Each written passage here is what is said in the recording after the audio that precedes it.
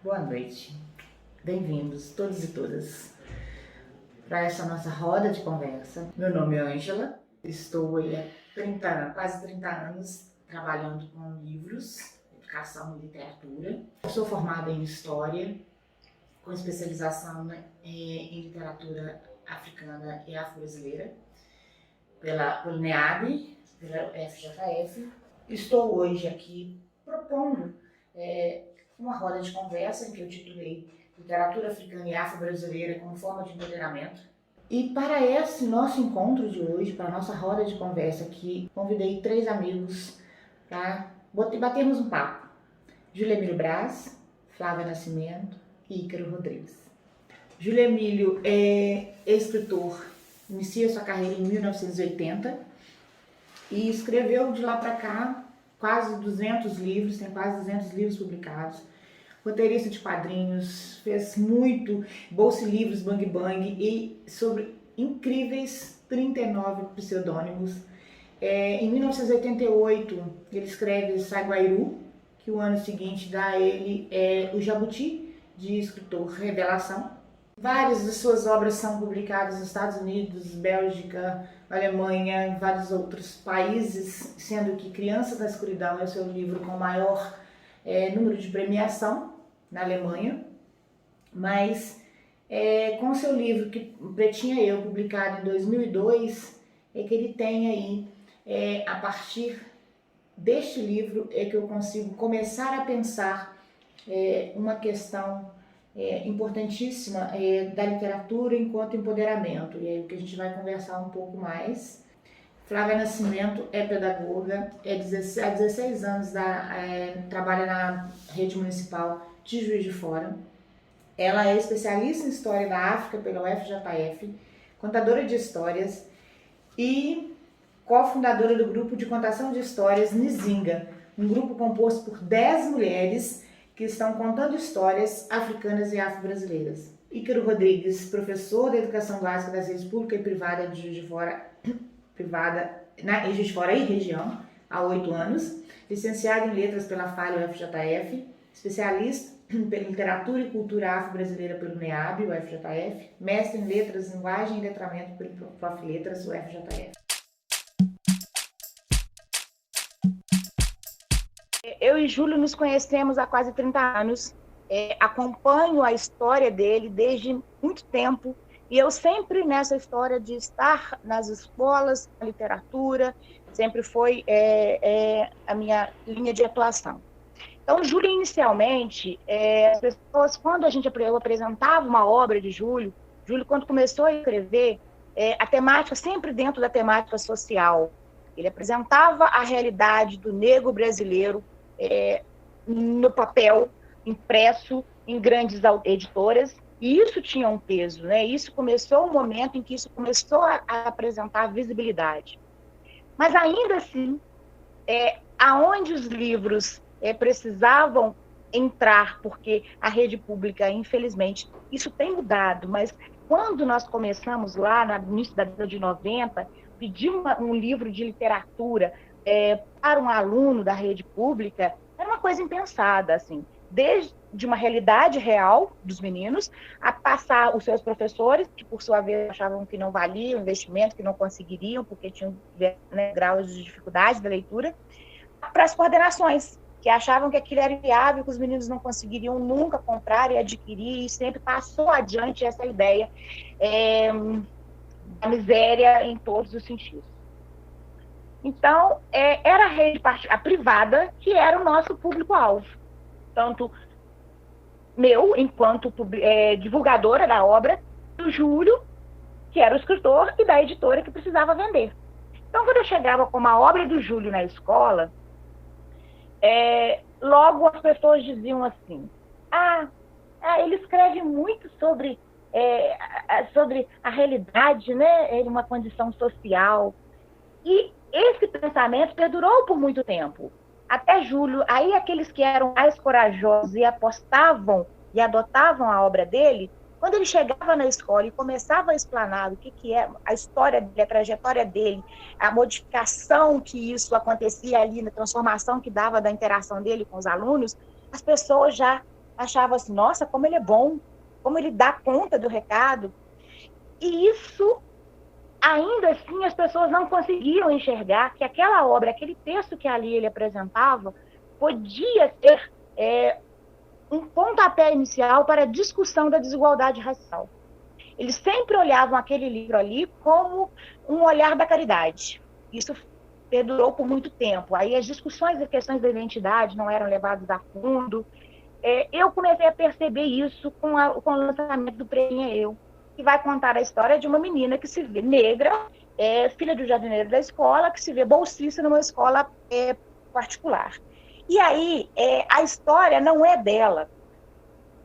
A protagonista é muito mais do incômodo que ela provoca nas colegas, que são brancas. E aí há o espaço dessa discussão de identidade. Então, a pergunta que eu te faço, Júlio, é isso. Você consegue perceber que ao longo do tempo de sua escrita, que isso tem mudado, que esse olhar mudou, ou você acha que a sociedade continua do mesmo jeito, o olhar do professor, o olhar do aluno continua o mesmo, ou ele não consegue perceber reflexão, você não consegue perceber que os alunos chegam a uma reflexão através dos seus títulos de sua obra? Bom, assim, olha, gente, a pergunta é muito pertinente.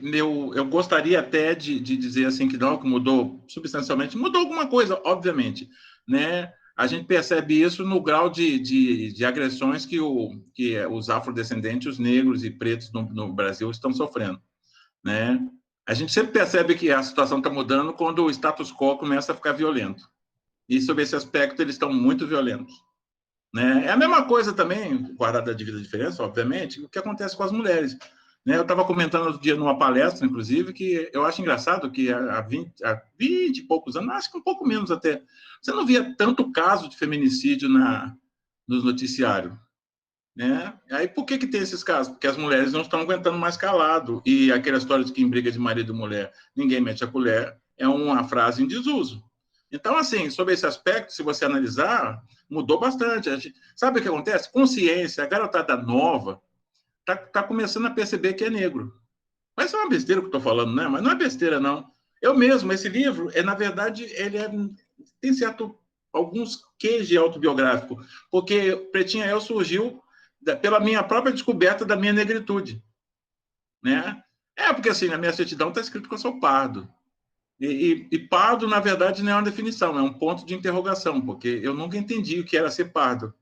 Até o dia que eu descobri que isso é um tremendo eufemismo, que não serve para porcaria nenhuma, a não ser criar um tipo de grupo que eu costumo dizer que são os negros aceitáveis. Né? Eles ficam ali embarreirando, eles são aceitáveis, e como eles são aceitáveis, eles esperam que caia as migalhas de cima da mesa que o homem branco joga. Né? E ele se sente não negro. Né? Então, assim, tá mudando. Tá? A garotada, principalmente os mais novinhos, né? Eu vou muito em escolas, aí você percebe. O cabelo é um traço identitário, o turbante para as meninas, um monte de coisa está mudando, sabe? A música, a coisa de não ter vergonha de dizer de onde é, né? Isso é uma coisa muito importante. Dá trabalho também, porque aqui, por exemplo, você chega e diz, eu sou da Rocinha. Muitas empresas não dão trabalho porque o cara mora na favela e se tem tiroteio, o cara não vai descer para ir trabalhar.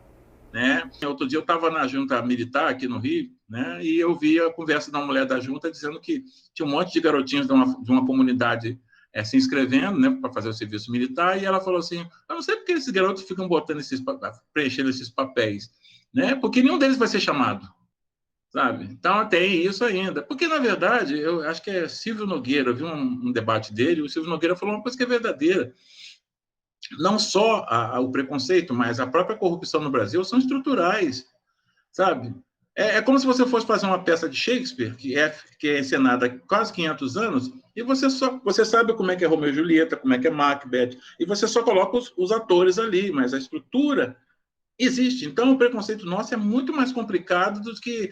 Olha, o Joaquim Nabuco falava, quando acabou a escravidão, que ela durou mais de 300 anos e os resultados e os efeitos dela durarem os mesmos ou mais 300 anos. Né? Nenhum de nós aqui, que estamos um olhando para a cara do outro, vamos ver essas mudanças, mas elas estão acontecendo.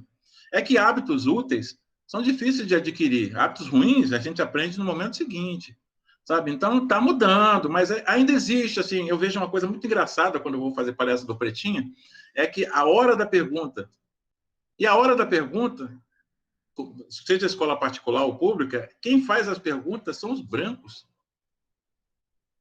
Teve uma escola que eu fui, que os garotos falam assim, aquela ali parece a pretinha. Coitada da menina. Na hora que eu falei assim, alguém tem alguma pergunta para fazer? Todos os olhos convergiram para ela. Ela congelou igual você. Né? Ainda tem, eu fui no Espírito Santo, em Vila Velha, e assim, uma coisa constrangedora, né? Faz tempo isso. A menina virou e falou assim, eu sou bonitinha, eu acho que eu sou bonitinha, mas se eu tivesse o cabelo da minha amiga, ia ser legal a amiga lá, loura, né? Ainda tem isso, sabe? Então, assim, é um longo processo, mas está acontecendo uma mudança, sabe? Eu vejo a mudança pela reação contra a mudança, né? Porque antes era tranquilo, sabe? Meu pai era um preto de alma branca quando eu ia na garagem onde ele trabalhava, né? Sabe? Meu pai, eu era um garoto bacana na escola, o melhor aluno, um exemplo para todo mundo, né? Eu só deixei de ser um exemplo quando eu deixei crescer um black bonito pra caramba, ficou desse tamanho. Eu perdi até uma prova uma vez por causa daquele black, porque eu não sabia onde tinha posto o lápis e estava dentro do cabelo, né? São os riscos das escolhas na vida, né? Então, assim, tá mudando, né? E eu acho que, assim, eu tenho um certo quinhão, eu não gosto de ficar me gabando, não, porque não é para isso, né? Mas muitos escritores que estão aí, alguns até que as pessoas têm esquecido, porque o Brasil, infelizmente, é um país absolutamente amnésico. Então, hoje você começa a falar assim, não, fulano é o precursor, fulano... Ninguém mais fala em Geni Guimarães, sabe? Eu não vou nem falar da Carolina, que a Carolina esteve num limbo fantástico durante muito tempo e, de repente, descobriram a Carolina. Aí apareceram os detratores da Carolina, porque, na verdade, ela não é escritora, ela faz narrativas pessoais e blá, blá, blá, blá, blá, blá, blá, blá, né? Eu acho gozado quando o mesmo inglês faz essas narrativas pessoais e ele é considerado escritor, né? Interessante isso. Sabe? Então, assim, Rogério Andrade Barbosa, que é um cara que eu acho que deveria ser muito mais reconhecido do que efetivamente ele é. Sabe? Tem um monte de gente, mas tem pouco ainda, sabe? O mais engraçado na história do Brasil é que os nomes mais relevantes da nossa literatura, aqueles que você pode encaixar em qualquer literatura do mundo, como grandes autores, ou eles são negros ou eles são afrodescendentes. Entendeu? Sabe? E isso me encanta, sabe? Eu comecei a escrever, eu tenho 187 livros, obviamente nem todos são sobre negros, porque quando uma pessoa escreve sobre o mesmo tema a vida inteira, ele tem que ser excepcionalmente talentoso, e eu não me considero tão talentoso assim. Eu tenho a maior admiração, por exemplo, pelo Jorge Amado, que ele passou a vida inteira escrevendo sobre Bahia e não se repetiu, sabe? Isso é lindo. O Faulkner escreveu sempre sobre o sul dos Estados Unidos e ele também não se repetiu, tem que ter muito talento para fazer isso, né? Mas foi com Pretinha Eu que surgiu essa coisa de ter interesse. E uma certa entrevista que eu vi do Aguinaldo Silva, que alguém questionou o Aguinaldo Silva, é um autor de novelas, né? Por que não tinha os personagens negros nas novelas seguiam estereótipos, né? E aí a alegação dele, eu nem levo muita fé, porque não é apenas isso, é muito simplista a resposta que ele deu, mas ele deu uma resposta que tem alguma coisa a ver. Não tem escritores negros afrodescendentes escrevendo novelas. Né? Talvez você possa dizer que ele né? Mas assim tem que ser uma análise bem elástica para encaixá-lo como autor de novelas. Realmente não tem, pelo menos eu não conheço nenhum da nova geração, inclusive, que seja autor de novelas. Né?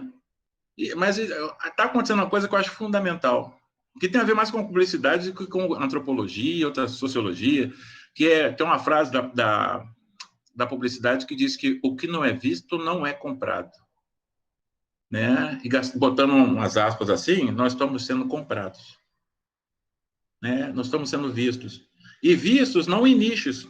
Outro dia quase que eu apanhei lá em São Paulo, que eu tenho uma boca meio grande. Né? Agora eu estou usando a desculpa da velhice, eu estou ficando gaga, então estou soltando as minhas pérolas. Né? Que aí eu falei o seguinte, né? Que eu tenho amigos na revista Raça, gosto deles, sou apaixonado por eles, são gente de muita... São heróis também, mas eu acho que ela já cumpriu o seu papel. Né? E eu descobri isso quando eu vi a revista Cláudia, e eu vi na capa da revista Cláudia, a Maju. É tudo que eu quero. Eu não quero ter uma revista para mim. Eu quero que toda revista eu possa ser incluído. Porque eu penso assim, a gente não se torna negro. No Rio Grande do Sul tem uma frase, os gaúchos são meio chatos até, né? Gaúcho aquela proximidade com a Argentina deixou os caras meio estranhos, né? E os gaúchos costumam dizer o seguinte: nós somos brasileiros por opção. Bom, gente, eu sou uma coisa rara, porque eu também sou negro por opção. Eu não sou pardo, né? E aí eu acho que para recuperar o meu tempo perdido, eu comecei a escrever sobre esse assunto. Tanto indo nas escolas, porque assim, nem todos os autores, você mesmo falou, os autores, qualquer etnia de autor, as editoras levam basicamente para escolas particulares. Eu gosto de ir em escola pública. Primeiro que eu sou egresso da escola pública. Segundo é que lá é que você tem que fazer, não é nem para questão de falar de raça, de etnias, mas é para falar da necessidade de você ser um leitor. Porque na escola pública é que a leitura é o seu oxigênio. Não é para você falar bonitinho, não, cara. Bonitinho, depois de 40 anos como escritor, eu estou fazendo uns 40 anos como escritor exatamente hoje, né? Hoje, em 1980, eu entreguei o primeiro texto na editora, né? E eu sou um cara muito doido, porque eu não sou referência, porque eu resolvi viver de escrever.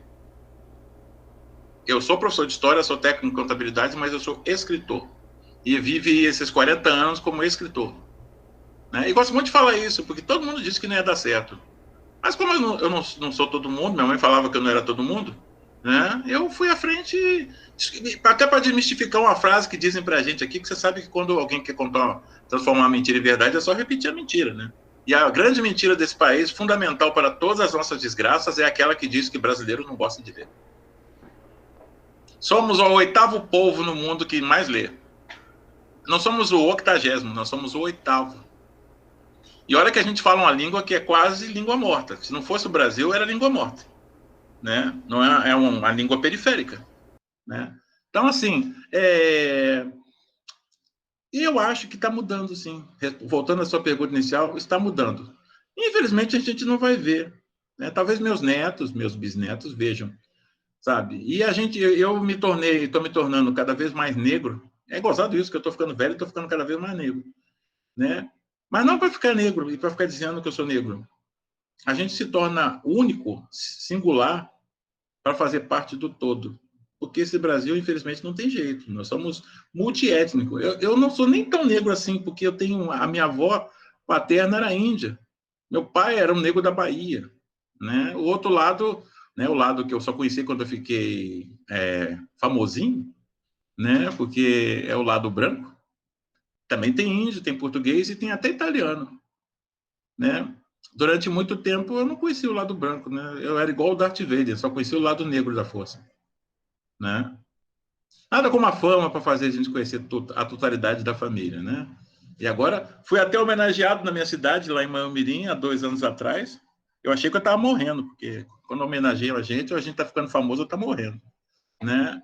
A chata é que eu não achei mais os negros da minha família, só tinha um lado branco lá, que me celebrou alegremente. Júlio, né? Sim. Eu, nessa roda, né, que nós vivemos conversa, a literatura enquanto ferramenta de empoderamento. Eu queria que você relembrasse um pouquinho desse momento seu nas escolas públicas, quanto isso também faz a diferença na questão de um reconhecimento e de um empoderamento mesmo, daquele seu aluno que tornou da amor do alemão. Lembra disso? Quando saiu do aluno da escola que você fez a palestra, e logo depois nós tivemos aí, eu rodando, que ele tinha publicado um livro, e a história que ele cita, que ele tinha, onde foi a grande transformação da vida dele, foi um momento que ele esteve te ouvindo em palestra. Conta um pedacinho aí. Você sabe, hoje de manhã eu fiz uma live para a Bahia, né, para a UNEB, teve um encontro lá, Feira Internacional de Literatura da Chapada Diamantina, bonito nome. Eu fiz parte, né, e aí eu estava lembrando essas coisas. Uma pessoa da plateia perguntou, né, plateia virtual, gente, calma, né, perguntou assim, se eu tinha noção da extensão do alcance do que eu escrevia. Bom, na verdade, obviamente não, né, porque o Brasil é muito grande, mas algumas coisas, de vez em quando, eu tenho sorte, né? E acho legal essa coisa de você na escola, que a primeira coisa é o espanto. Porque essa garotada não está acostumada a ver autor negro nas escolas. Ainda é uma excepcionalidade encontrar o Júlio, A Sônia Rosa, essa eu conheço, ela vai também em escolas públicas, que ela foi professora na rede pública do Rio de Janeiro, inclusive. Mas tem até alguns autores negros, e aqui vai uma crítica, sabe?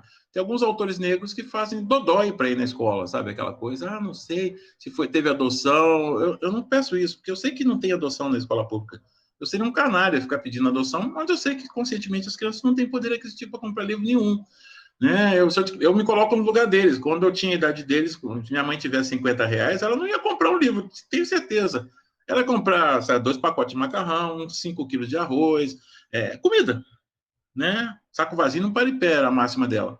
Né? Então, assim, mas eu acho legal, porque, primeira coisa, eu espanto. Eu lembro, uma vez eu fui numa escola municipal aqui do Rio, chamada Antenor Nascente, e aí estou lá falando, aí a professora falou que na época eu tinha 80 e tantos livros publicados. Aí quando começou a hora da pergunta, todo mundo, a maioria absoluta dos alunos afrodescendentes, né? Quando começou a pergunta, uma menina levantou a mão e falou assim: foi o senhor mesmo que escreveu esses livros? A primeira coisa, uma vez eu fui em outra escola, em Vila Cosmos, isso é tudo bairro de periferia, viu? Fui numa escola em Vila Cosmos, porque também eles não costumam mandar assim, esses simpáticos autores afrodescendentes para escolas em Ipanema, no Leblon, né? Geralmente eles vão para a periferia, porque, sabe, somos lá da periferia mesmo, né? Então estaremos no nosso habitat natural, né? Então, assim, olha, no Brasil a gente tem que ser muito cínico muitas vezes, sabe? Se a gente for levar muito a sério, a gente pira. Então, eu entro na brincadeira geral, né? Mas tudo bem, estava lá, foi bom. Aí você percebe, assim, as pessoas estranham, né? Sabe? Já aconteceu de eu ser confundido com o motorista da editora, porque o divulgador estava de terno, né? Então, assim, a garotada mesmo. Eu fui nessa escola de Vila Cosmo, eu achei interessante que eu estava lá na sala dos professores, né? Na sala de leitura, né? Na sala de leitura. E aí chegaram os menininhos, né? Que essa escola fica perto do Juramento, que é uma favela muito simpática, né? E aí eu olhei para eles assim, eles lá tocaiados na porta, assim, não entra, não entra, não entra. Eu falei, não vão entrar, não? Eu falei, não. Por quê? Não gosta de ler? Não. É que a moça era a moça da sala de leitura. Toda vez que a gente entra aqui, ela vira e fala assim, lá vem os marginalzinhos. Isso não cria um gosto pela leitura, vamos combinar assim, né? Então, a minha ida é uma quebra de paradigma. Eu acho que, assim, eles nunca viram um escritor, principalmente um escritor que saiu da favela, e eu falo que eu sou da Maré, eu morei na Maré durante muito tempo, né? Eu tenho orgulho de ter passado uma temporada lá, é outra favela, viu? Não confunda com a favela de hoje, era uma Maré até idílica, né? O nosso bandido de estimação tinha um 45. Hoje, qualquer criança na favela tem um 45. Outro dia eu estava vendo um menininho pequenininho na favela, né? Aí ele passou do meu lado assim, que bonitinho. Bonitinho nada, cara. O que estava pendurado no pescoço dele não era de brinquedo, não. Era um AK-47. É que é tão levinho, tão pequenininho, que parecia de brinquedo, né? Então, assim, a gente vê muitas... Eu acho legal ir na favela exatamente para a primeira coisa, desmistificar. Né? E essa desmistificação, muitas vezes, ela oportuniza que o garoto também se ache capaz de escrever. Porque há muitas histórias para serem contadas. Né? Tem outra escola, uma das poucas vezes que eu fui em Ipanema, eu fui numa escola, e a professora ela está aposentada agora, ela fazia um trabalho muito legal, que ela tinha um caderno, onde os alunos escreviam as suas histórias do que acontecia na comunidade. E ela conseguiu até aqueles alunos mais recalcitrantes, aqueles que não estão afim da escola, que não veem valor na escola, e escrevessem as histórias dele dentro do caderno. Isso é literatura. Não é literatura para ser publicada, mas é literatura da vida. Né? E para você perceber que você pode transformar essa vida, sabe? E não ficar aceitando migalhas. Eu fui educado por uma mãe muito severa, né? Que tinha uns comportamentos muito sérios, né? Tipo, você não estende a mão nem para pegar, nem para pedir, sabe? Você trabalha, né? Você tem braços. Né? E essas convicções que a minha mãe passou, é uma coisa que, sinceramente, eu lamento, sabe? Hoje, a escola, aconteceu uma coisa muito chata com a escola. A escola não ensina mais matemática, português, ciências, geografia, porque ela está muito ocupada em tomar conta do filho dos outros. Os pais chegam lá e mandam para lá. Eu lembro, assim, que quando eu entrei na escola, a primeira coisa que a minha mãe falou foram 3 frases. Respeite os mais velhos, não crie confusão, e se criar confusão, vai ter. E eu sabia muito bem o que era vai ter, né? sabe? Não sou a favor do vai ter, não, mas eu sabia o que era. Hoje, muitas vezes, você chega lá, eu já vi, ninguém me contou, eu vi na porta de uma escola, quando eu estava entrando, a mãe virou para a professora e falou assim, olha, o que a senhora faz com esse menino aí, que eu não sei mais o que fazer com ele. A mãe é ela, né? Pô, sabe, se ela não estava afim de cuidar do filho dela, tem uma solução muito bacana. Pílula anticoncepcional, é muito legal. Porque no momento que você põe uma criança no mundo, a coisa mais fácil são os 9 meses. Né? Sabe por quê? Filho é para sempre. Ele é seu, não é da professora. A professora não tem que ser capanga. A professora não tem que ser psicólogo. A professora não tem que apartar briga. A professora não tem que cuidar, passar mertiolate. Não, a função do professor é dar matéria. Pode até ser gentil, educada, isso é um papel. Mas não é a função dela, não está no contra-cheque dela isso. Né? E você vê, até a maneira de olhar a escola, sabe? A minha mãe falava para mim uma frase, eu achava chata, sabe? Aquela frase chata de doer. Quando a gente não estava afim de ir para a escola, eu e minha irmã, ela virava e falava assim, tudo que eu posso dar para vocês é educação. Minha mãe acreditava na educação. Né? Minha mãe ia na reunião, minha mãe era analfabeta. Eu e minha irmã ficavam olhando assim, momento que minha mãe ia dar a famosa desculpa, porque vinha aquele monte de papéis da escola, né? E minha mãe tinha que ler e assinar. Aí minha mãe sempre usava a mesma desculpa. A senhora sabe que eu esqueci o óculos de novo em cima da mesa? A gente ria lá fora, porque se risse na frente da mãe, o couro ia comer. Né? Ali mesmo, sabe? Mas a minha mãe sabia a exata importância da escola na vida da gente. E hoje eu não vejo isso. Isso é uma coisa que me incomoda quando eu vou nas escolas. Aí, como eu não sou pai deles, não sou tio nem nada, eu tento provar eles através da literatura, porque eu realmente acredito que a palavra é transformadora. A coisa mais letal que o homem já criou na história da humanidade foi a palavra. Tem nada. Bomba atômica, míssil teleguiado, AK-47, fuzil M16, isso é fichinha, cara. Né? Um grupo de palavras amontoadas ordenadamente numa folha de papel em branco faz mudanças. Por isso que eu acho que eles têm que ler. Por isso que eu vou lá. Né? Por isso que eu falo. Mas ainda tem essas coisas. Mudou bastante. Agora já não tem aquele estranhamento assim de perguntar se foi o senhor mesmo que escreveu esses livros. E pior que assim, com 40 anos como escritor, eu já estou vendo uns pretinhos aí. Vai até aliviar para mim, porque dia 20 de novembro é o pior dia da minha vida. Que todo mundo lembra que existem negros no Brasil inteiro. Aí as escolas particulares ficam enchendo o saco das editoras que quer um autor negro para chamar de seu. Eu sou um só, cara. Tem dia que são 5 escolas. Fica parecendo corrida de revezamento. O negão passa a mão de um. Teve uma vez que eu fiz 3 escolas. Uma da FTD, uma da Scipione e da Moderna. Né? Eu me senti um bastão na mão dos caras. Né? Aliás, nunca passei tão bem, viu? Que divulgador aproveita levar o autor para se dar bem no restaurante, faz aquela conta bonita. E autor gordo é uma festa, né? Porque quando a conta vem alta, eles falam, foi o autor, ele come muito, né? E eu não sou esse guloso todo, né? Mas tá ficando legal, tem muita gente, olha, tem professores, eu descobri um cara fantástico. Descobri não, ele já existia, mas eu não conhecia. Jefferson Tenório, um cara fantástico, escreve muito, camarada. Né? Descobri um poeta lindo, sabe, o Augusto, lá também no Sul. Tem muita gente negra aparecendo aí e dando as caras. Não vai ser mais estranhamento para as crianças. Né? Agora a gente precisa fazer o seguinte, só para fechar, a gente precisa fazer uma coisa também. Os nossos editores têm que tomar vergonha na cara.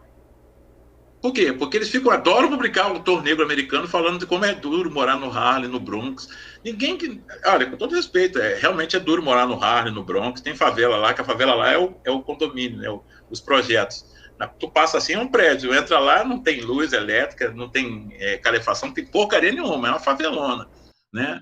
Então, assim, tudo bem, eu acho lindo, sabe? Lançaram 2 livros agora incríveis, né, sobre a realidade, né, dos negros americanos no Harlem. Mas nós temos os nossos negros escrevendo também, né? Isso não é só com os negros, não. Historicamente, os nossos editores, eles estão sempre olhando em inglês para o mundo, vão lá para Frankfurt, trazem um monte de livro debaixo do braço. E, inclusive, também, isso é uma coisa que está acontecendo, porque até pouco tempo atrás, a literatura infanto-juvenil era basicamente feita por autores nacionais. Agora, toda vez que esses editores dessas editoras vão lá para Frankfurt, trazem um monte de livro que muitas vezes é totalmente divorciado da nossa realidade. Né? É bonito ler um livro de um turco, de um chinês, de um alemão, mas, cara, se a gente não tivesse... A gente tem uma literatura fantástica e cada vez mais produzindo gente muito boa. esse pessoal capina sentado para publicar o livrinho dele. Porque tem sempre aqueles baita empecilhos, a começar porque é mais barato contratar um tradutor do que chamar um autor. Né, que o autor reclama, enche o saco, que é a letra tal, que é a mancha X, que é o ilustrador Y, né, isso dá trabalho. Eu já ouvi isso do editor falando.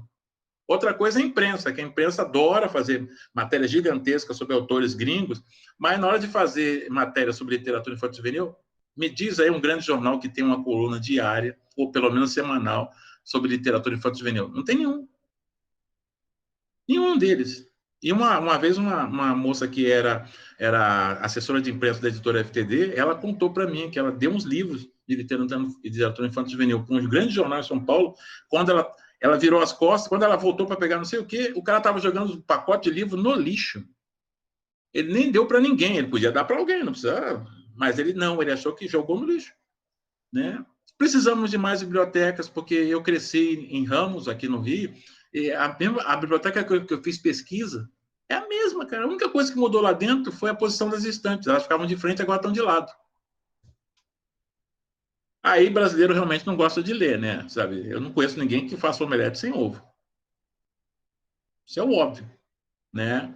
E eu fico assim com esse discurso, que agora eu estou ficando velho, 60 anos, aí qualquer coisa eu digo que estou gaga. Né? Mas a molecada ouve. Né? Esse negócio de obedecer, eu estou virando um tremendo Yoda, né, para a garotada. Chego lá, falo, e eles ouvem. Né? Que chato é que não tem muita gente indo nas escolas para falar, cara. Tem gente que tem muito a dizer e fica, sabe... Por exemplo, o Otávio Júnior, um amigo meu, o livreiro do alemão, na verdade, esse termo foi mal colocado, porque ele não é livreiro, ele é bibliotecário, ele criou uma biblioteca no alemão. Né? Das próprias mãos ele foi lá e criou. Aqui no Rio tem uma empregada doméstica que criou uma biblioteca lá se não me engano, em Volta Redonda. Na casa dela, uma empregada doméstica criou uma biblioteca que ele empresta livro para todo mundo, sabe? Tem essas coisas, só que a gente não fala dessas pessoas, a gente fica falando das simpáticas inutilidades, subcelebridades, participantes da Fazenda. Cara, isso não acrescenta porcaria nenhuma, sabe? A gente precisa de intelecto, sabe? Neurônio Y encontra neurônio X e fazem sinapses. A gente não precisa ensinar essas pessoas. Olha, está um período complicado no Brasil, né? Porque assim, ó, quando a gente encontra gente que faz apologia da ignorância, nós estamos fritos.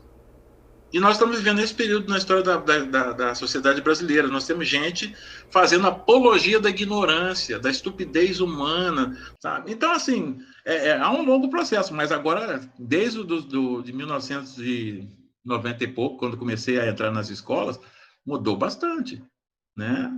Mudou bastante. Eles mandam carta, mandam e-mail. Acho legal isso, sabe? Responder os zaps da vida, né? Porque eles acham que o escritor, assim, eles achavam muitas vezes, como eu achava quando era criança, que só tinha 2 escritores na face da Terra, né? Os bem distantes e os bem mortos. Aí você vai lá, mostra, você fala da sua mãe que era analfabeta, da sua tia que era analfabeta e dava livros para você, por isso que você virou escritor. Você fala do seu pai que era mecânico e era alcoólatra. Eu não fico endeusando ninguém, eu falo a verdade. Que morei na Maré, numa palafita, mas isso não é motivo para a única opção minha ser bandido, né? Tem muita gente que sai da favela para ser bailarino no Bolshoi. Ou trabalhar na novela da Globo. Júlio. Júlio, fazendo, alinhando o que a literatura traz, né? É o que eu falo isso. Eu sempre falo que é a menina dos meus olhos mesmo, porque ela consegue fazer esses sinapses que você está dizendo e ela consegue costurar as coisas muito bem. Porque quando você diz que quando você vai à escola e você quebra um paradigma por uma questão de sua estética, isso conversa intimamente com a postura que a Flávia, a quem eu vou dirigir, pegar um gancho na sua resposta, mostrar a Flávia, quando entra numa sala de aula, ela sempre diz para mim o seguinte: ela está sempre muito bem para os seus alunos. Ela faz questão disso. Porque ela fala que ela não é dado a ela o direito de não estar assim, se apresentar bem, porque ela é uma professora. Então, eu acho que o viés dessa consciência, da consciência negra, através desse viés da estética, Isso é muito importante. E a literatura nos propicia isso. Quando traz pontos extremamente positivos na sua escrita, na hora de você descrever as suas personagens, e na hora em que a Flávia tem acesso a seus livros, acessos a um livro, um autor que ela gosta muito também, que é seu amigo, que é Rogério Andrade Barbosa, e que traz essa questão para a sala de aula, isso é muito importante. Então, Flávia, eu te pergunto agora, quando você percebe a literatura reafirmando esteticamente essas crianças, seus alunos, isso você percebe uma mudança ao longo do ano quando você pega os seus alunos, ou você consegue perceber isso em determinado momento que você chega, você atua, você fez uma inferência e ali aconteceu a virada? Como é que você percebe isso? Então, Ângela, isso acontece das duas formas, né? Dessas duas formas que você colocou. Existe uma coisa muito curiosa em trabalhar com a estética, é que, assim como o Júlio, eu também me descobri negra. E essa descoberta ela é recente. Foi depois que eu fui fazer a especialização de História da África na Federal, que encontrei meus pares, é que essa minha questão com a estética ela se tornou consciente. Ela sempre existiu, mas ela se tornou consciente. Quando eu comecei a dar aula na prefeitura, lá pelos idos de 2003, 2004, eu lembro que eu gostava muito de rosa, então era sempre um brinco rosa, a saia rosa, a blusa rosa. E eu comecei a perceber que isso mexia muito com as meninas da sala. Elas se intitulavam As Meninas de Rosa, fizeram um grupo de As Meninas de Rosa. E ali foi o meu primeiro impacto. Eu falei, peraí, né? É uma ação minha, ela resulta em uma reação da criança, em uma ação estética. Mais aquilo que eu falo, aquilo que eu apresento. E aí eu comecei a me despertar por essa questão de estética. Como eu sempre dei aula em periferia, com a maioria dos alunos negros, então eu tive esse compromisso comigo mesma para com os meus alunos. Eu não posso me apresentar de qualquer maneira, né? Eu preciso ir bonita, eu preciso ser cheirosa, porque eu sou a referência desse meu aluno negro. Porque as referências negativas, a gente sempre teve, né?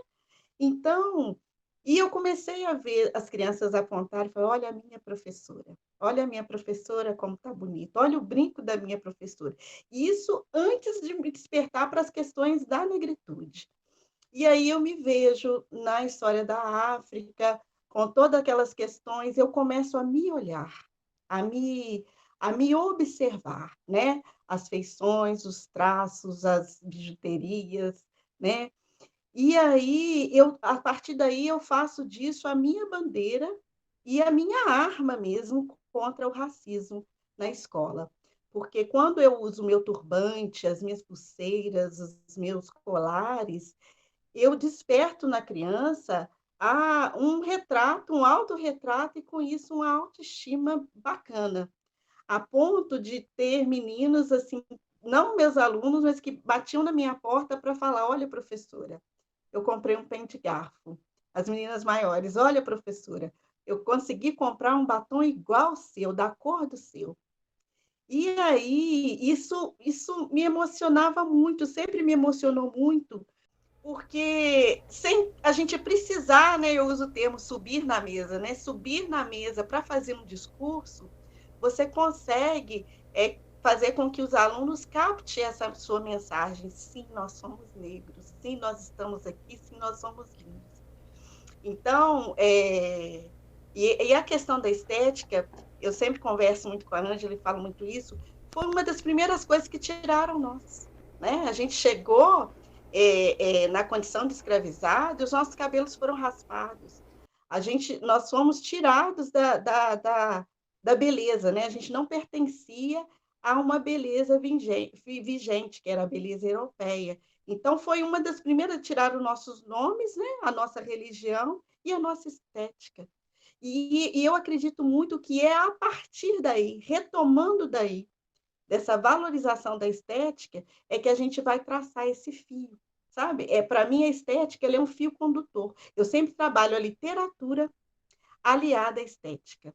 Sempre. Os livros que eu trabalho com os meninos, junto com a imagem, e aí sim, a partir disso, dessa estética, ela é como se fosse um anzol. Eu pesco o menino e aí eu vou falar, olha, senta aqui que eu vou te falar quem somos nós, de onde nós viemos, de onde vem essa beleza toda, de todas essas cores, essas exuberâncias, né? Que é o nosso cabelo, né? Que são esses turbantes, que são os nossos adereços, que é o formato da nossa boca. Vem cá que eu vou te contar de onde vem isso tudo.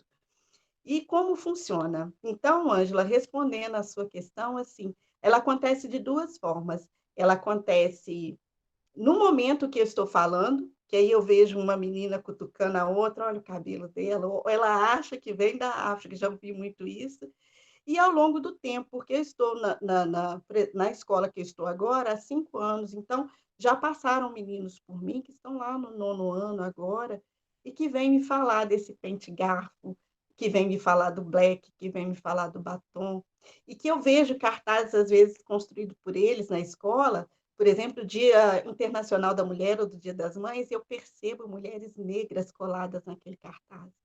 Então, ela acontece das duas formas. Esse impacto inicial, né? E depois fica, né? Ao longo do tempo. É isso. Isso dialoga diretamente com a percepção que eu falo de nós, a todo momento, conseguimos levar a essas crianças, no meu caso, a um cliente que chega à livraria, o Júlio, enquanto escritor, é quando ele escreve o personagem que ele resolve colocar na sua obra, o Ícaro também, quando faz a escolha dos seus livros do que trabalhar. Nós temos pessoas e grandes nomes, que a gente pode lançar mão e que muitas vezes as pessoas não querem. Se não for aquilo, como o Júlio falou, que é descobrir, por exemplo, a Cleorina de Jesus, você não busca outros autores, porque ele ainda não aflorou, ninguém descobriu, ninguém colocou em evidência para que todos repitam a mesma obra, que repitam o mesmo nome. A gente tem referência, por exemplo, e isso a gente vê, inclusive, nas relações de profissões, quando a gente pode falar com os meninos dessa relação, a gente não tem isso na literatura muito ainda, porque a gente acha que também são alguns viés, acho que tem tudo a ver também com a carga que o autor tem, né, com a sua caminhada, com aquilo que foi trabalhado, com aquilo que também busca, em questões de representatividade de pessoas importantes dentro da cultura, dentro da música, e que é surpresa a todo momento, porque normalmente, por exemplo, nas sessões das profissões, eu estou lendo outro dia uma reportagem de que eu fiquei sabendo que a Secretaria Municipal de Cultura de São Paulo vai agora inaugurar uma estátua de um arquiteto negro, que é escravizado. Ele, no período, viveu entre 1721 a 1811. O nome dele é Joaquim Pinto de Oliveira, o Tebas, que foi um arquiteto e que muitas pessoas, com certeza, não sabem do reconhecimento dele, e quando vamos pensar nas profissões, que profissão que você dá sempre ao negro, né? Ao afrodescendente? Ele é sempre jardineiro, nada contra essas profissões, não é isso, mas é uma questão de um reconhecimento daquilo que o menino pode, que ele pode sempre mais, o aluno pode mais, né? E aí agora, né, ele nessa estátua que será inaugurado, eu nunca soube, eu não sabia, era uma deficiência minha, assim, quando li, e eu acho que aí é que a contribuição da literatura, da escrita, daqueles que buscam sempre um pouco mais e que nos traz conhecimento, que é isso, é trazer nomes diferentes e possibilidades diferentes, né? E a estética é um caminho que vai muito, que leva muito, que contribui muito. Eu acho que dentro da linha do que Júlio estava falando em relação a esses escritores, eu levo a pergunta ao Ícaro. Ícaro, quando eu sei que você, por exemplo, é um amante de Conceição Evaristo, gosta muito. Claro que Maria Carolina de Jesus também tem a sua relevância, e você gosta, você lança a mão. Mas a minha pergunta a você é a seguinte: o que você acha, quando você escolhe um livro, você não tem barreira, você não vai ficar preso a uma questão de pensar quem que está sendo lido, que está todo mundo lendo. Você se incomoda com essa questão do racismo desde sempre. Nas nossas conversas, você se sente incomodado desde sempre, né, do tempo que nos conhecemos. Então, quando que você percebe da impossibilidade dos professores a buscarem os nossos autores negros? Então, Ângela. O Quarto de Despejo. Sim. Que é o que todo mundo lê. Ok. Mas nós temos Becos de Memória, da Conceição Evaristo, que dialoga muito, mas poucas pessoas levam enquanto possibilidade.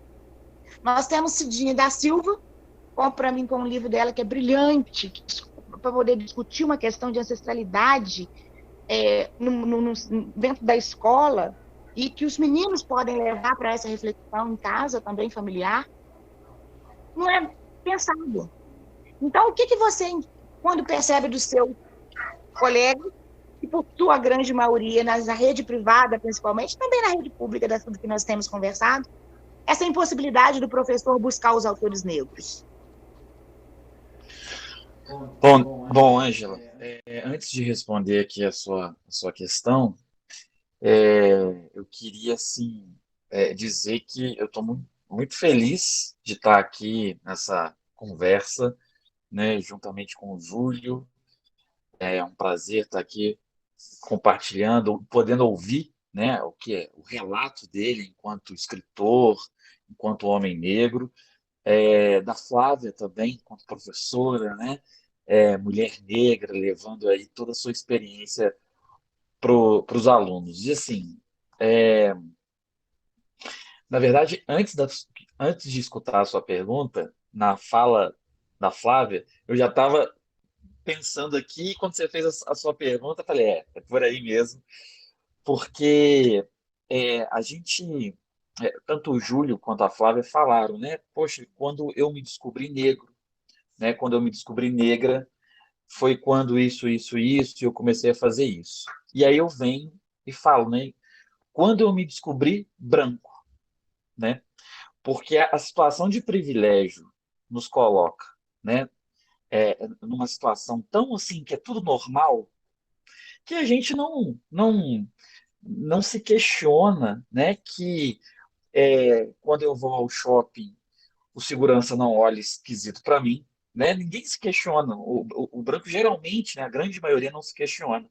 Então, também é um trabalho de descoberta, né, do ser branco e entender o lugar de privilégio, né? E para além disso, para além de compreender a sua posição de privilégio, que é o mais, talvez o mais importante, fazer uma determinada ação para que isso, né, mude de alguma forma, né? E aí, eu me lembro, assim como você disse, a partir da minha especialização, né, que foi de literatura e cultura afro-brasileira, eu tive um contato maior com a literatura negra. E coisa que na faculdade a gente não teve, né? Porque quando a gente pensa no cânone literário, né, na minha época que eu fiz a faculdade, não se tinha nenhuma disciplina. Eu tive disciplina de literatura portuguesa, mas eu não tive disciplina de literatura africana, né? E eu só fui ter o contato, né, com a literatura negra na especialização. Só que a especialização é algo rápido, né? Quando a gente começa a entender as coisas, a coisa já está terminando.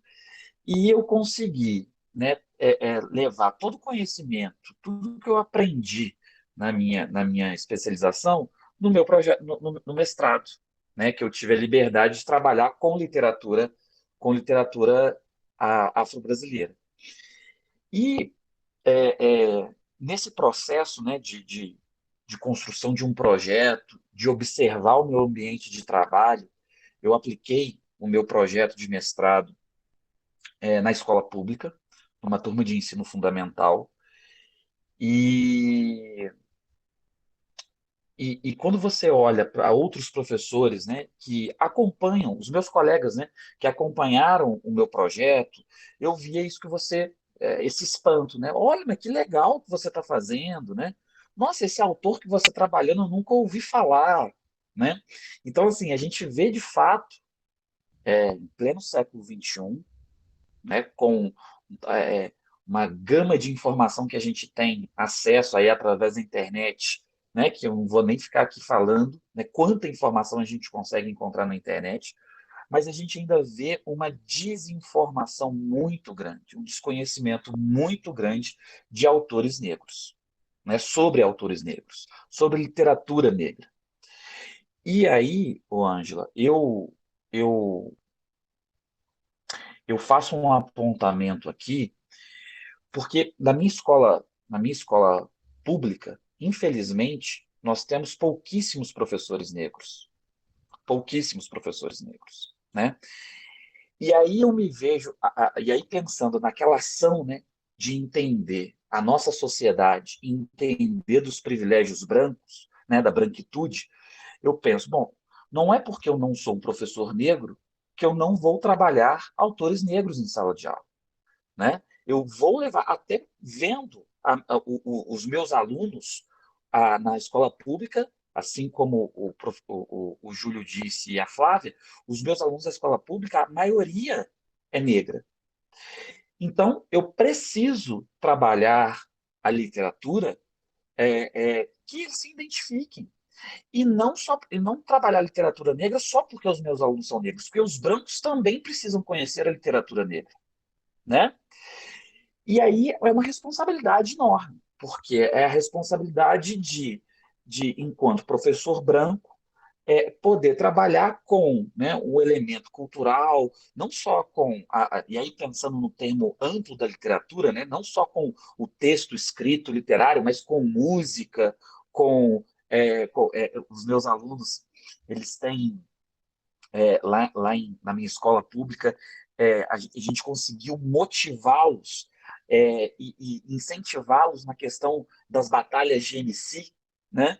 Então, isso fez com que a autoestima, e aí, né, retomando aí na fala da Flávia, a autoestima deles se elevasse, né? Porque ao invés daquele menino ser olhado como aquele menino que não gosta de estudar, que só quer dormir em sala de aula, não, ele começou a ter espaço dentro da sala de aula para fazer a batalha de MC, para falar aquilo que ele pensa da cabeça dele. E isso ser valorizado, não só pelos outros alunos, pelos professores e até pela direção, né? Então, essa valorização dá espaço para que esses alunos possam se expressar, né? Assim como o Júlio disse, a voz desse menino, a hora que esse menino faz uma rima, a hora que ele está se expressando, isso também é literatura, né? Isso tem que ser valorizado, assim como qualquer outro tipo de produção, né? E aí isso vai acarretar na autoestima desse aluno. Então, assim, é um movimento muito importante. E eu atribuo, aí respondendo de maneira mais, né, mais direta a sua pergunta, eu acho que a falta do conhecimento ela acarreta nisso. Então, nós precisamos de políticas públicas para que um processo de capacitação dos professores, né, de continuidade, todos os professores conheçam a literatura, né? Eu fui um privilegiado nesse sentido de poder fazer, né, uma especialização onde eu tive esse contato. Talvez se eu não tivesse a oportunidade de ter feito essa especialização, sinceramente, não sei se eu estaria aqui hoje, não sei se eu teria feito tudo que eu fiz, né, depois dessa especialização, porque é isso, né? A gente precisa continuar incentivando essas políticas, né, de levar, a partir da Lei 10.639, né, que ampliou o conhecimento, levou, né, o conhecimento, né, de maneira mais universal da literatura, da cultura afro-brasileira. Então, Eu acho que é nesse sentido. E, apesar de todas as dificuldades que nós estamos encontrando, assim como o Júlio disse, né, as dificuldades sociais, políticas que nós estamos encontrando, é não desistir, né? Porque o menino que tá lá sentado, e agora ele nem está sentado mais na sala de aula, né? Com a pandemia, ele está sentado em casa. É, ele, a gente precisa atingir esse menino de alguma forma.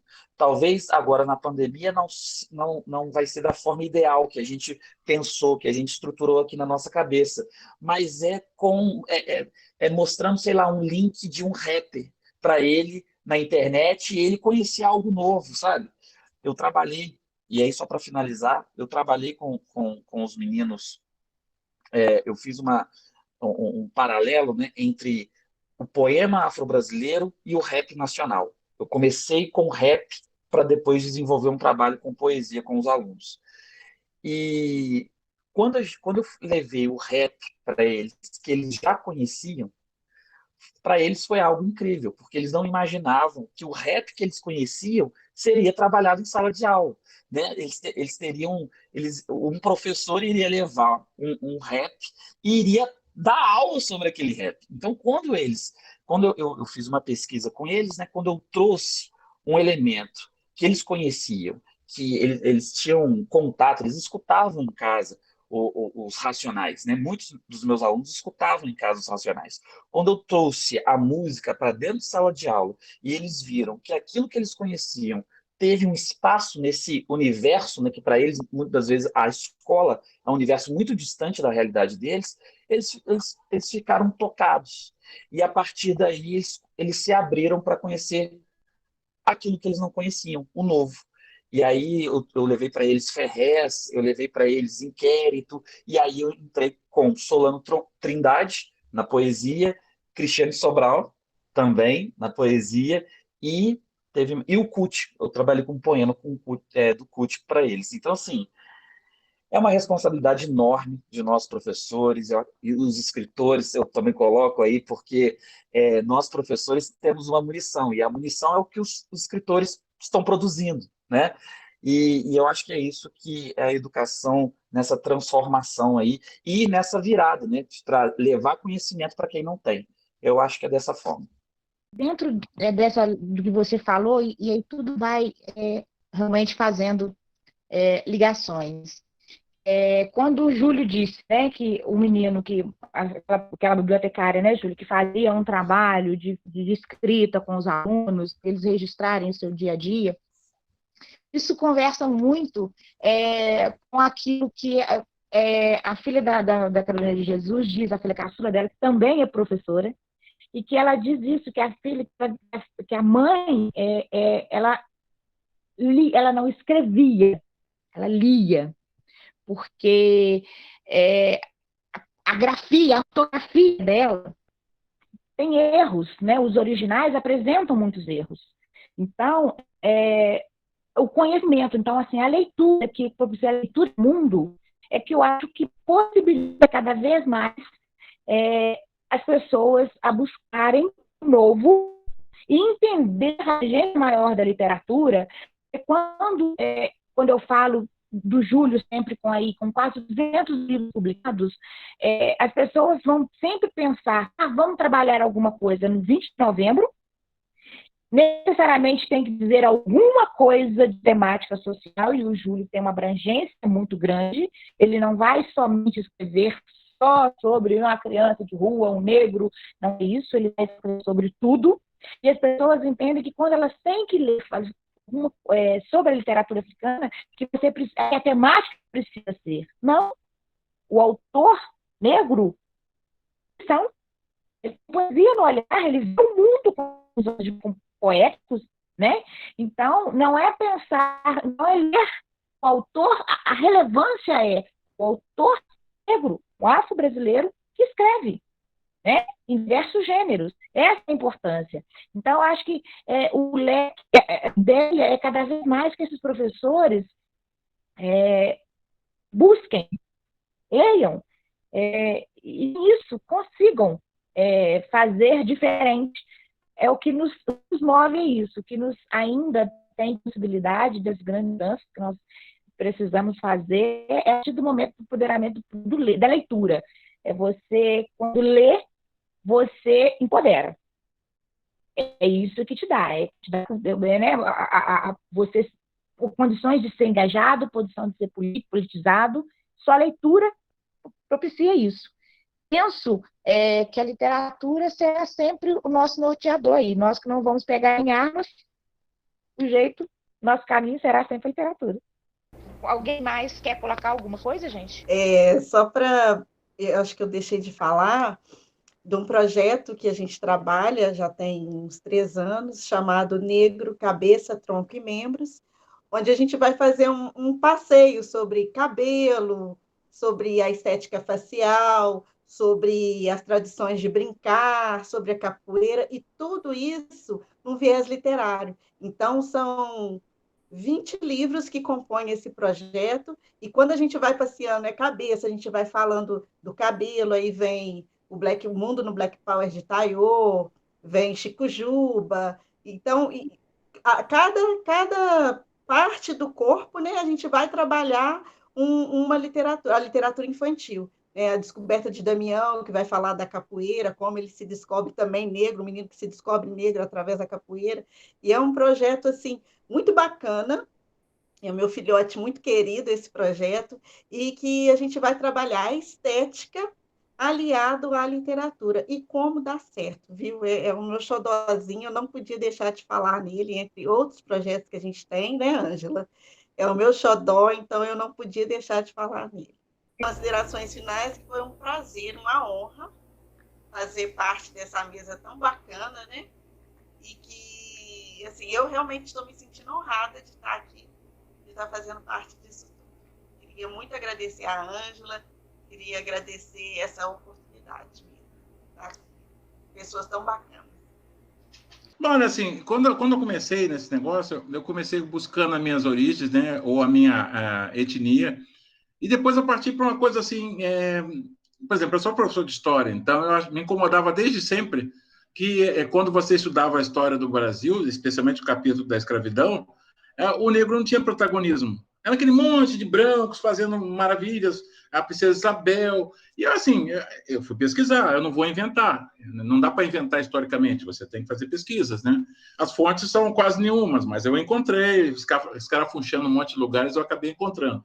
E aí eu comecei a botar nos meus textos o protagonismo do negro. Claro que existiu, obviamente, ninguém fica 300 anos levando chibatada todo dia achando graça, porque só se for masoquista. E a minha etnia não é masoquista.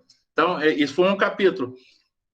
Depois eu comecei a falar da sociedade, porque a gente tem que dar a cara. Só que, assim, eu comecei falando com a sociedade mais imediata, que é onde eu cresci, as favelas. Só que agora eu estou procurando fazer uma coisa, porque eu falei muito da minha tia, eu falei da minha mãe que me dava livro, falei da minha tia que me dava livro. E a minha tia, uma vez eu fiz um trabalho com o Rogério Andrade Barbosa, ano passado, não foi tão longe, foi ano passado, e ele trouxe vários livros onde tinham os empregados negros. E uma coisa que me chocou muito é que, ao ver o empregado negro, a empregada, principalmente doméstica, nos livros, até meados da década de 70, até o final de 80, no início de 80, eu vi minha tia. Que minha tia era aquela empregada que ficava na casa do patrão e tinha uma alforria de um dia ao longo do mês. Né? Minha tia não era igual os personagens do livro, ela não teve namorados. Minha tia morreu solteira. Né? Minha tia não era um ser humano, minha tia era uma coisa. Como na escravidão, minha tia era uma peça. Né? Só que a minha tia ajudou a fazer o cara que eu sou.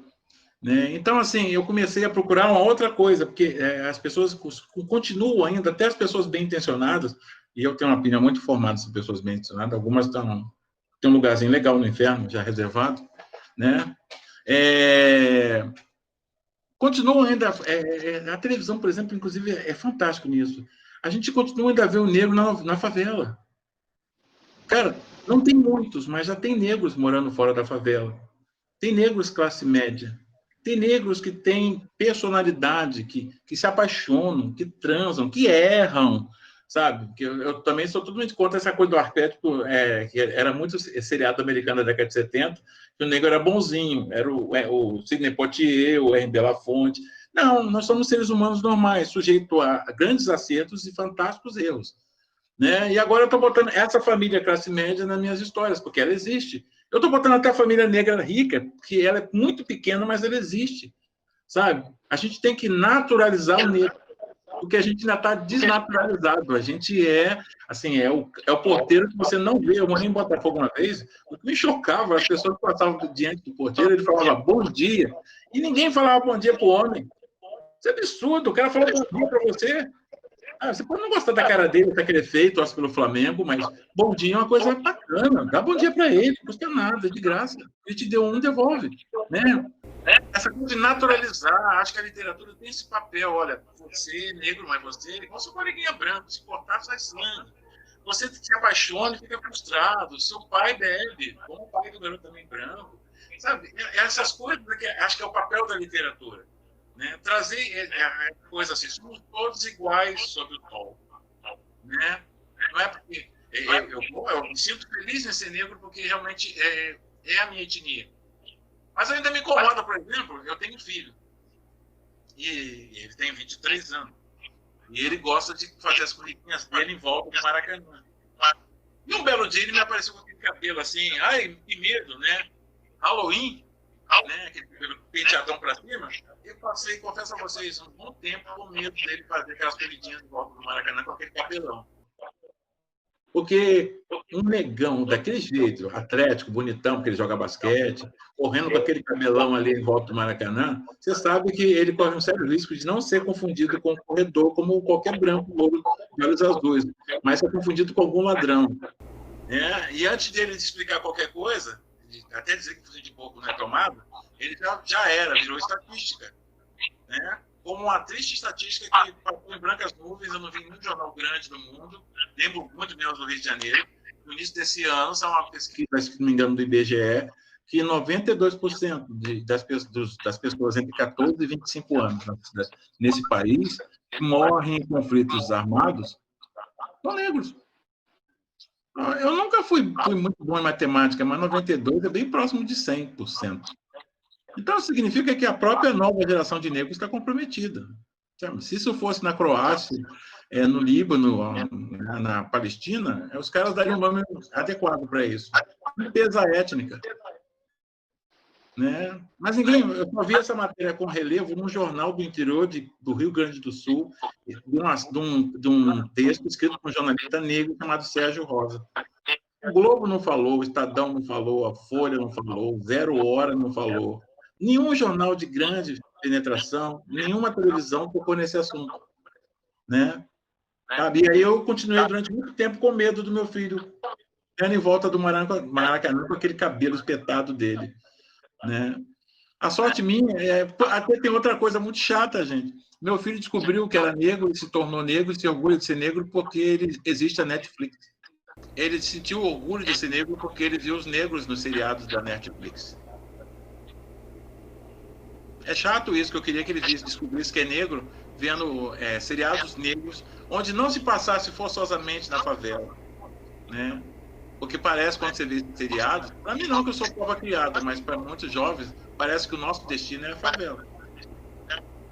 Né? E o nosso destino é onde vai nos levar o nosso intelecto. Sabe? É por isso que eu continuo escrevendo meus livrinhos brejeiros aí, simpáticos, acreditando que essa garotada vai ler, e eles estão lendo. O papo de que brasileiro não gosta de ler é conversa para boi dormir, brasileiro gosta muito de ler. O que ele não tem, como diria o Lima Barreto, que é um cara que eu descobri, um baita autor negro que eu só fui descobrir na vida adulta. Se você quer conhecer o Brasil, você tem que ler Lima Barreto. Deveria ser leitura obrigatória, igual a Bíblia, sabe? Ler a Lima Barreto aqui. Né? Segundo Lima Barreto, a gente ainda não tem povo. A gente tem plateia. Porque povo participa, plateia só aplaude. Né? Bom, aliás, ele pagou um preço altíssimo por ser um negro que pensa. Né? Mas a gente está disposto a pagar os preços certos pelas coisas certas. Né? Sabe? Nada é feito sem risco. Né? Nada é feito sentado. Meu tio Zé Lourenço, outro dos meus fantásticos analfabetos, meu tio Zé Lourenço, ele dizia uma coisa muito bacana, que na mão você só tem os dedos. né? Se você quer alguma coisa, você tem que pegar, mas pegar do jeito certo, com conhecimento. Lendo aqueles monte de livros que a minha tia trazia. A minha tia, que não era um ser humano, trazia para mim, né? Cada vez que eu escrevo um livro, eu lembro da minha tia, que não era um ser humano. Por isso que cada vez que eu escrevo um livro, eu fico mais ser humano. A questão de como o livro entrou em nossa vida, a gente já conversou muito sobre isso, é também um ponto muito próximo, porque eu também me tornei leitor, não porque a escola me propiciasse grandes oportunidades, muito pelo contrário. Na escola em que eu estudava, nós tínhamos aquele modelo de aquário, né? Não sei por aí, Júlio, não sei como que são as instituições federais aí de ensino. Aqui em Juiz de Fora nós temos muito disso, são aquelas janelas dos os três lados delas, são aqueles janelões de vidro, então a gente chama de aquário. E era muito isso que nós tínhamos da escola onde eu estudava. Então, esse espaço, ele tinha então, os janelões, mas ele ficava fechado. E essa chave é aquela coisa, né? Quem é dono da escola, quem manda da escola não é a diretora, é a chave. Essa chave ficava com que a pessoa que teoricamente nos emprestariam, né, as obras. E ela nunca estava na hora do intervalo, ela nunca estava naquele espaço. Então, aquele espaço não era um espaço que nos pertencesse. E eu lembro que eu passava o intervalo inteiro olhando para dentro daquele espaço, uma outra gravante, aqueles livros que lá estavam, eles estavam encapados com papel pardo. Então, eu passava a aula inteira olhando, pensando o que tinha naqueles livros, o que tinha, que mundo era aquele. Então, quando eu tive acesso, eu não parei mais. Então, se o meu desespero por ler advém também desse processo, é quase que a gente teve que trazer assim na guerra, né, para que pudéssemos aplicar desse conhecimento e desse mundo fantástico, muito bem-vindo. E hoje, assim, eu vejo a cada momento e falo com esses professores e que eu vejo quando um professor, o olho brilha, eu falo, para aqui que tem que ir, é nesse que eu preciso investir. E eu acho que eu tenho tido boas consequências, assim, eu acho que tem tido bônus, assim, quando eu consigo apresentar uma obra que o professor gosta e que ele descobre aquele autor, eu acho que isso tem dado certo. É uma coisa que eu tenho a felicidade de fazer, que é trabalhar com o que eu gosto, e tem caminho, como você diz, não podemos desistir, não. Ô, Ângela, e só para eu finalizar aqui minha participação, mais uma vez também agradecer não só por esse momento aqui, mas agradecer por todas as conversas, todas as dicas, né? Eu aprendi muita coisa na especialização, no mestrado, mas eu também aprendi muita coisa na Cadore.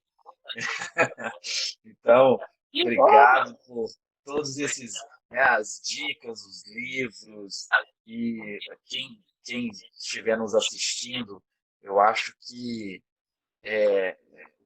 seja professor, né, se você é um admirador da literatura, quer conhecer mais sobre literatura negra, eu acho que você não pode deixar de conhecer a Cadore. Né? A Ângela aí tem um vasto conhecimento e, enfim, o que eu sou hoje também, o professor que eu sou, atento a essas questões, né, das questões raciais, eu também devo muito à Ângela e à Cadore. Então, tá aí a minha dica, finaliza aqui. Chegamos ao final de nossa roda, a literatura africana e afro-brasileira como forma de empoderamento. Espero que tenha contribuído, trazendo para nós, não respostas prontas, mas que tenham plantado alguns questionamentos, nos tirando da zona de conforto. Eu agradeço, Ícaro, agradeço, Júlio, Flávia, por essa roda, esse bate-papo que tivemos. Quero agradecer a Funalfa, né, no projeto A Nuvem, que nos propiciou essa roda de conversa para poder levantarmos alguns questionamentos que são muito necessários no nosso dia a dia e, principalmente, percebermos a importância da literatura, já que nossa luta não é armada, nossa luta está através da escrita e do empoderamento através da leitura.